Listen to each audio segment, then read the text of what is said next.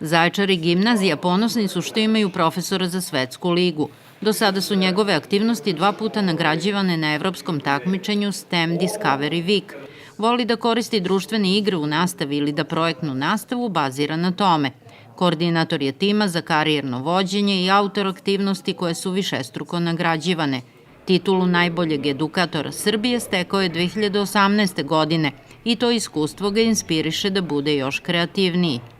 Kad pratite nekog i kad vidite šta drugi radi, onda vi možete da u stvari dobijete i svoje ideje i da budete bolji i tako dalje. Učenici profesora Mladena Šljivovića su do sada osvojili preko 30 nagrada na republičkim takmičenjima i 3 puta birani u tim Srbije za turnir mladih fizičara. Nakon takvog jednog rada koji on ima sa decom, logično je da i posledice budu takva postignući rezultati i zaista je on pravi ponos za našu školu. Ja jesam kreativan i ja volim da pronalazim najrazličitije stvari koje mogu da koristim u učionici.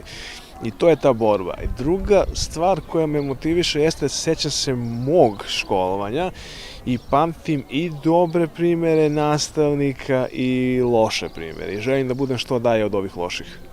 Edukativne veštine i inovativno zalaganje u nastavnom programu ocenjivaće žiri na svetskom takmičenju Global Teacher Prize koje se organizuje na leto.